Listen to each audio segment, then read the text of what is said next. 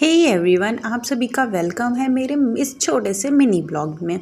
तो आज ये मिनी ब्लॉग मेरी सिस्टर आरोही स्टार्ट करी है। जैसा कि आप सब जानते हैं इसको अच्छे से मेरे यूट्यूब चैनल पे, अगर आपने मेरी लॉन्ग फॉर्मेट की वीडियो देखी है इसके साथ तो मैं आपको बता दूं, ये मेरी छोटी सिस्टर है आरोही। ये और मेरे पापा मेरे घर पर, यानी कि मेरे ससुराल वाले घर पर तीज का सामान लेकर आने वाले थे, क्योंकि शादी के बाद ये है मेरी पहली तीज। तो ये लोग वही सारा सामान जो सुहाग का आता है वो लेकर आने वाले थे। तो आज आरोही और पापा मेरे घर आए हैं वो सारा सामान लेके, और मुझे ये चीज़ पहले से पता थी कि ये लोग आज आने वाले हैं। तो यहाँ आकर मैं इन लोगों को चाय नमकीन सर्व करती हूँ और हम लोग थोड़ी बातें करते हैं बैठ के और इन्जॉय करते हैं। फिर ये लोग घर के लिए वापस निकल जाते हैं मुझे सारा सामान देकर। फिर मेरी जो सासू माँ है उनके हाथों पे मैं मेहंदी लगाती हूँ, जैसा कि आप देख सकते हैं। और फिर सारा काम किचन का ख़त्म करने के बाद मैं अपने खुद के मेहंदी लगाती हूँ। तो वो था तीज से एक दिन पहले, अब है तीज से एक दिन बाद वाला दिन। तो ये है तीज का दिन, ठीक है। और वो तीज के पहले का दिन था। तो पहले मैं पूड़ियाँ वगैरह बना लेती हूँ नहाकर किचन में जाकर। उसके बाद मैं रेडी हो जाती हूँ तीज की पूजा करने के लिए। तो ये मेरा ओवरऑल लुक है जो मैंने तीजों पर किया था। तो मैंने फर्स्ट टाइम सीधे पल्लू में साड़ी पहनी थी। तो आप लोग बताना मेरा लुक आपको कैसा लग रहा है। फिर हम पूजा करना स्टार्ट कर देते हैं। तीज पे जो गौर जी की होती है, मतलब भोलेनाथ हमारे और माता गौरी की, पार्वती माता की, ठीक है।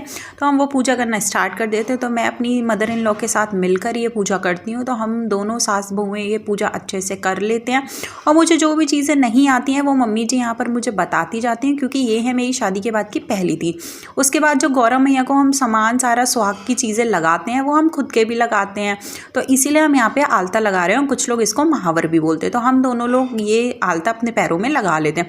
उसके बाद जो भी गौरा मैया को सामान मैंने चढ़ाया हुआ होता है, साड़ी और सुहाग का जितना भी, वो मैं अपनी मम्मी जी को देती हूँ और उनका आशीर्वाद लेती हूँ। फिर अपने पति परमेश्वर का आशीर्वाद लेती हूँ। और आप देख सकते हैं मैं आपको अपनी मेहंदी इसलिए दिखा रही हूँ क्योंकि एक हाथ पे मेरे डियर हस्बैंड ने मेरे मेहंदी लगाई थी और एक हाथ पे मैंने खुद मेहंदी लगाई थी।